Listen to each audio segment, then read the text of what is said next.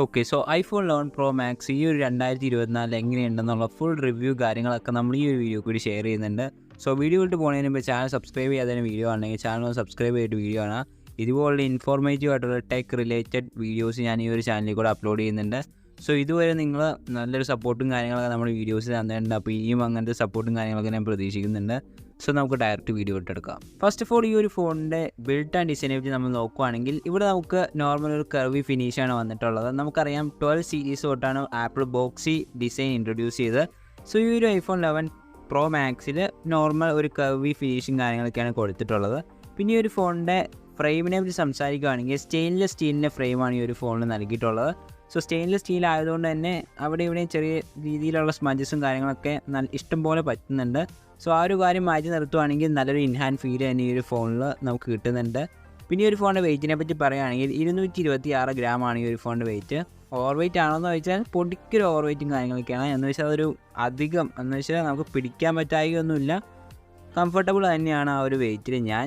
പിന്നെ IP68 dust and water പ്രൂഫും കാര്യങ്ങളൊക്കെ കൊടുത്തിട്ടുണ്ട്. നല്ല രീതിക്കുള്ള IP റേറ്റിംഗ് കാര്യങ്ങളൊക്കെയാണ്. നിങ്ങൾക്ക് അണ്ടർ വാട്ടർ ഫോട്ടോഗ്രാഫീസ്, വീഡിയോഗ്രാഫി എന്ത് വേണമെങ്കിലും ഈ ഒരു ഫോൺ വെച്ച് നിങ്ങൾക്ക് ചെയ്യാനായിട്ട് പറ്റും. അവിടെ ഒന്നും നിങ്ങൾക്ക് ഒരു പ്രശ്നം നേരിടാനായിട്ട് വരില്ല. ഓവറോൾ ഡിസൈൻ ആൻഡ് ബിൽഡിൻ്റെ ഭാഗത്ത് നിന്ന് ഞാൻ സാറ്റിസ്ഫൈഡ് ആണ്. നമുക്ക് ഒരു പഴഞ്ചൻ ഓൾഡ് ഫീലൊന്നുമല്ല, ഒരു പുത്തനൊരു ഫ്രഷ് ഫീൽ തന്നെയാണ് ഈ ഒരു ഫോൺ നമ്മൾ കയ്യിൽ ഹോൾഡ് ചെയ്യുമ്പോൾ നമുക്ക് കിട്ടുന്നത്. സോ ഡിസൈൻ ആസ്പെക്റ്റിൽ നിന്ന് നോക്കുകയാണെങ്കിൽ യാതൊരുവിധ ഇഷ്യൂസും കാര്യങ്ങളൊന്നും ഈ ഒരു ഫോണിന് ഇതുവരെ നമ്മൾ ഫേസ് ചെയ്യേണ്ടതായിട്ട് വരില്ല. ഈ ഒരു ഫോണിൻ്റെ ഡിസ്പ്ലേയുടെ ഭാഗത്തേക്ക് നമ്മൾ നോക്കുകയാണെങ്കിൽ 6.5 ഇഞ്ചിൻ്റെ സൂപ്പർ റെറ്റിന ഓലോ ഡിസ്പ്ലേ ആണ് ഈ ഒരു ഫോണിൽ നൽകിയിട്ടുള്ളത്. ഇതൊരു പ്രോ മാക്സ് വേരിയൻ്റ് ആയതുകൊണ്ട് തന്നെയാണ് ഇത്രയും വലിയൊരു ഡിസ്പ്ലേ ഈ ഒരു ഫോണിൽ നൽകിയിട്ടുള്ളത്. സോ ഇതിൻ്റെ ഡിസ്പ്ലേ പെർഫോമൻസിനെ പറ്റി സംസാരിക്കുകയാണെങ്കിൽ ഞാൻ വളരെയധികം സാറ്റിസ്ഫൈഡ് ആണ് ഈ ഒരു ഫോണിൻ്റെ ഡിസ്പ്ലേയുടെ ഭാഗത്തുനിന്ന്.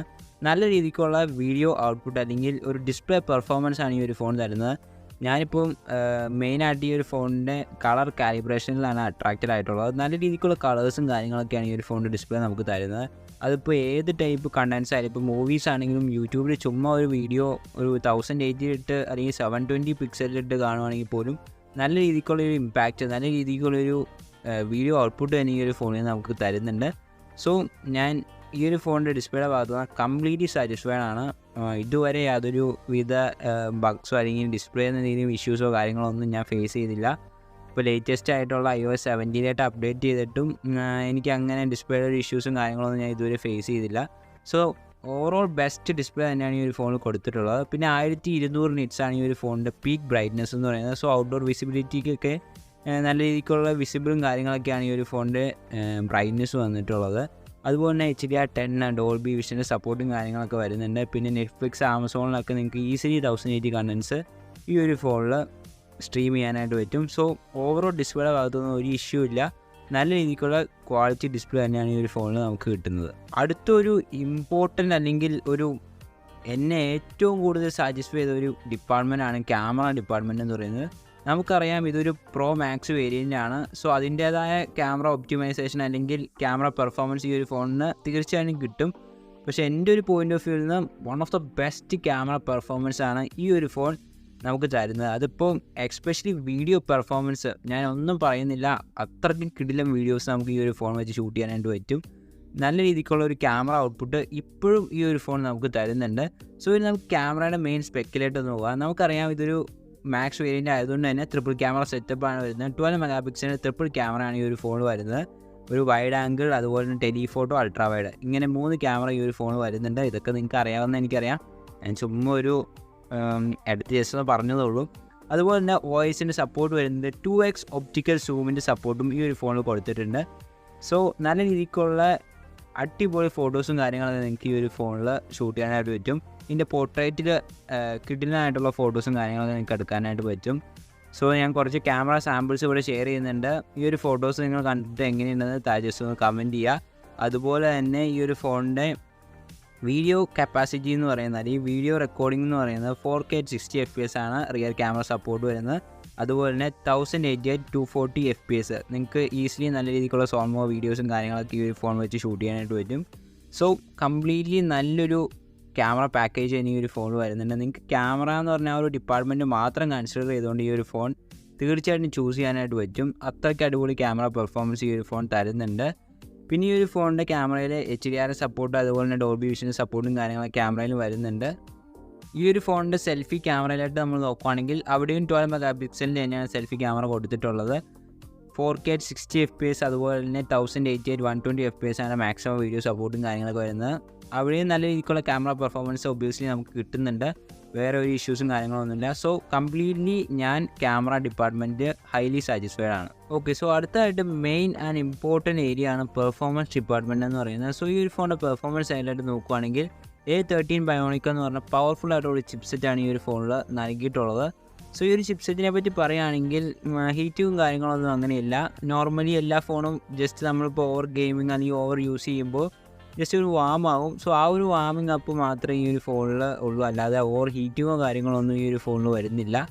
സോ അത്യാവശ്യം നല്ലൊരു ബീസ്റ്റ് ചിപ്സെറ്റ് തന്നെയാണ് ഈ ഒരു A13 Bionic എന്ന് പറഞ്ഞാൽ. സോ നിങ്ങൾക്ക് ഏത് ലെവലിലുള്ള എത്ര ഹൈ എൻഡ് ഗെയിംസ് വേണമെങ്കിലും ഈ ഒരു ഫോണിൽ നിങ്ങൾക്ക് കളിക്കാനായിട്ട് പറ്റും. അതുപോലെ ലാഗോ ഇല്ലാതെ നല്ല സ്മൂത്തായിട്ട് 60 FPS കോൺസ്റ്റൻ്റ് ആയിട്ട് ഈ ഒരു ഫോണിൽ കളിക്കാം. ഇപ്പോൾ നമുക്കറിയാം PUBG അതുപോലെ തന്നെ PES, ഗെൻഷിൻ ഇമ്പാക്റ്റ് പോലുള്ള ഗെയിംസൊക്കെ നിങ്ങൾക്ക് ഈസിലി 60 FPS ഈ ഒരു ഫോണിൽ സ്മൂത്തായിട്ട് തന്നെ നിങ്ങൾക്ക് കളിക്കാനായിട്ട് പറ്റും.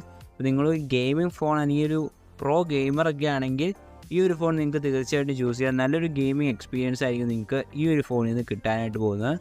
സോ ഇനി ഈ ഒരു ഫോണിൻ്റെ iOS വേർഷനെ പറ്റി സംസാരിക്കുകയാണെങ്കിൽ iOSൻ്റെ തന്നെ ലേറ്റസ്റ്റ് iOS 17 വേർഷൻ തന്നെ ഈ ഒരു ഫോണിൽ കിട്ടുന്നുണ്ട്.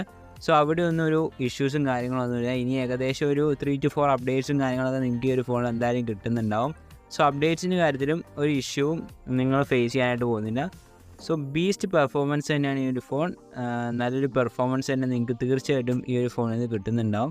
സോ പെർഫോമൻസിൻ്റെ ബേസിലും ഒരു ഇഷ്യൂസും കാര്യങ്ങളും നിങ്ങൾ ഫേസ് ചെയ്യാനായിട്ട് പോകുന്നില്ല. സോ ഫൈനലി ഈ ഒരു ഫോണിൻ്റെ ബാറ്ററിനെ പറ്റി പറയുകയാണെങ്കിൽ 3969 mAh ബാറ്ററിയാണ്. ഏകദേശം ഒരു 4000 mAh അടുത്ത് വരെ ബാറ്ററി ഈ ഒരു ഫോണിൽ കൊടുത്തിട്ടുണ്ട്. സോ ആ ഒരു ബാറ്ററി അത്രയും വലിയൊരു ബാറ്ററി ആയതുകൊണ്ടാണ് ചെറിയ രീതിക്കൊരു ഓവർ വെയിറ്റും കാര്യങ്ങളൊക്കെ നമുക്ക് ഫീൽ ചെയ്യുന്നത് ആ ഒരു ബാറ്ററിയുടെ തന്നെയാണ്. സോ അത്യാവശ്യം വലിയൊരു ബാറ്ററി തന്നെ ഈ ഒരു ഫോണിൽ കൊടുത്തിട്ടുണ്ട്. അതുപോലെ തന്നെ 20 വാട്ടിൻ്റെ മാക്സിമം സപ്പോർട്ടും കാര്യങ്ങളൊക്കെ വരുന്നുണ്ട്. വയർലെസ് ചാർജിങ്ങിൻ്റെ സപ്പോർട്ടും കാര്യങ്ങളൊക്കെ കൊടുത്തിട്ടുണ്ട്. സോ ഇനി ബാറ്ററിനെ പറ്റി സംസാരിക്കുകയാണെങ്കിൽ അത്യാവശ്യം ഡീസൻ്റ് ആയിട്ടുള്ളൊരു ബാറ്ററി തന്നെയാണ് ഈ ഒരു ഫോണിൽ കൊടുത്തിട്ടുള്ളത്. നല്ലൊരു ബാറ്ററി ബാക്കപ്പ് തന്നെ ഈ ഒരു ഫോണിൽ കിട്ടുന്നുണ്ട്. നിങ്ങൾക്ക് എങ്ങനെ പോയാലും ഏകദേശം ഒരു 1 day ഷുവറാണ്, 1 day ബാറ്ററി ബാക്കപ്പ് തീർച്ചയായിട്ടും നിങ്ങൾക്ക് ഈ ഒരു ഫോണിൽ നിന്ന് കിട്ടുന്നുണ്ടാവും. അപ്പോൾ നിങ്ങളൊരു ഹെവി യൂസറൊക്കെ ആണെങ്കിലും ഏകദേശം ഒരു 10 hours അല്ലെങ്കിൽ ഒരു 12 hours എങ്കിലും മാക്സിമം നിങ്ങൾക്ക് ബാറ്ററി ബാക്കപ്പ് കിട്ടുന്നുണ്ട്. അത്രയ്ക്കൊക്കെ എനിക്ക് എൻ്റെ ഒരു കാര്യം നോക്കുകയാണെങ്കിലും ആ ഒരു റേഞ്ചിൽ തന്നെ ബാറ്ററി ബാക്കപ്പ് കിട്ടുന്നുണ്ട്. അവിടെ ഒന്നും ഒരു ഇഷ്യൂസും കാര്യങ്ങളൊന്നുമില്ല. ഞാനും ബാറ്ററിയുടെ സൈഡിൽ നിന്ന് അത്യാവശ്യം നല്ല രീതിക്ക് തന്നെ സാറ്റിസ്ഫൈഡ് ആണ്. അതുപോലെ തന്നെ ഇതൊരു മാക്സ് വേരിയൻ്റ് ആയതുകൊണ്ട് തന്നെ അത്യാവശ്യം നല്ല രീതിക്കുള്ള ബാറ്ററി ഒപ്റ്റിമൈസേഷനും കാര്യങ്ങളൊക്കെ കൊടുത്തിട്ടുണ്ട്. ഓവറോൾ നോക്കുകയാണെങ്കിൽ ഡീസൻ്റ് ആയിട്ടുള്ള ബാറ്ററി ബാക്കപ്പ് തന്നെ ഈ ഒരു ഫോണിൽ കിട്ടുന്നുണ്ട്. എൻ്റെ ഒരു പോയിൻ്റ് ഓഫ് വ്യൂ നോക്കുകയാണെങ്കിൽ എനിക്ക് നല്ല രീതിക്കുള്ള ബാറ്ററി ബാക്കപ്പ് ഈ ഒരു ഫോൺ തീർച്ചയായിട്ടും തരുന്നുണ്ട്. ഇനി ഒരു ഫോൺ ഈ ഒരു 2024 എടുക്കണോ വേണ്ടോ എന്ന് ചോദിക്കുകയാണെങ്കിൽ തീർച്ചയായിട്ടും എനിക്ക് ഈ ഒരു ഫോൺ ഇപ്പോഴും കൺസിഡർ ചെയ്യാം. നല്ലൊരു ഫോൺ തന്നെയാണ്, നല്ല ഓപ്ഷൻ തന്നെയാണ് ഈ ഒരു iPhone 11 Pro Max എന്ന് പറയുന്നത്. എടുത്തു പറയുകയാണെങ്കിൽ ഈ ഒരു ഫോണിൻ്റെ പെർഫോമൻസ് തന്നെയാണ് ഹൈലൈറ്റ് എന്ന് പറയാം. കാരണം നല്ല രീതിക്കുള്ള പെർഫോമൻസ് തന്നെ ഇപ്പോഴും ഈ ഒരു ഫോൺ നമുക്ക് തരുന്നുണ്ട്. ഇത് ഏകദേശം ഇറങ്ങിയത് 2019 ഈ ഒരു ഫോൺ ഇപ്പോഴും നല്ല രീതിക്ക് തന്നെ നല്ല പെർഫോമൻസ് തന്നെ തരുന്നുണ്ട്. ഈവൻ ഡിസ്പ്ലേ ആണെങ്കിലും അതുപോലെ തന്നെ ബാറ്ററിയുടെ ബാക്കപ്പ് ആണെങ്കിലും ഇനി ക്യാമറ ആണെങ്കിലും one of the best camera experience തന്നെയാണ് ഇപ്പോഴും നമുക്ക് ഈ ഒരു ഫോണിൽ നിന്ന് കിട്ടുന്നത്. സോ ഓവറോൾ നോക്കുമ്പോൾ ഇപ്പോഴും ഈ ഒരു ഫോൺ തീർച്ചയായിട്ടും നിങ്ങൾക്ക് കൺസിഡർ ചെയ്യാം. പിന്നെ ഒരു നെഗറ്റീവ് ഉണ്ടോ എന്ന് ചോദിക്കുകയാണെങ്കിൽ ഞാൻ എൻ്റെ ഒരു പോയിൻ്റ് ഓഫ് വ്യൂ നോക്കുകയാണെങ്കിൽ ആകെ ഒറ്റയ്ക്കൊരു നെഗറ്റീവ് ഉള്ളൂ. അത് ആ ഒരു 5G സപ്പോർട്ട് ഇല്ല എന്നുള്ളതാണ്. സോ 5Gയുടെ സപ്പോർട്ടും കൂടെ ഈ ഒരു ഫോണിന് കൊടുത്തിരുന്നെങ്കിൽ കുറച്ചുകൂടെ നന്നായിരിക്കുമെന്ന് എനിക്കിപ്പോൾ തോന്നുന്നു. പക്ഷെ അതൊന്നും പറഞ്ഞിട്ട് കാര്യമില്ല. ഈ ഒരു ഫോൺ ഒരു 4G ഫോൺ തന്നെയാണ്. സോ 5Gയുടെ സപ്പോർട്ടും കൂടി ഈ ഒരു ഫോണിൽ ഉണ്ടായിരുന്നെങ്കിൽ കുറച്ചുകൂടി ബെറ്റർ ആയിരുന്നു. ഇപ്പോൾ നിങ്ങൾക്ക് 5G നെറ്റ്വർക്കും കാര്യങ്ങളൊന്നും നിങ്ങൾ ബോധമായിട്ട് അല്ലെങ്കിൽ നിങ്ങൾക്ക് തീർച്ചയായിട്ടും ഈ ഒരു ഫോൺ കണ്ണും പൂട്ടി എടുക്കാവുന്നതാണ്. സോ ഇതൊക്കെയാണ് ഈ ഒരു iPhone 11 Pro Maxനെ പറ്റി പറയാനുള്ളത്. സോ ഇതിൽ മികച്ചൊരു ഇൻട്രസ്റ്റിംഗ് വീഡിയോ നമ്മൾ കാണുന്നതായിരിക്കും. This your friend signing out from Tech Sport. Good by.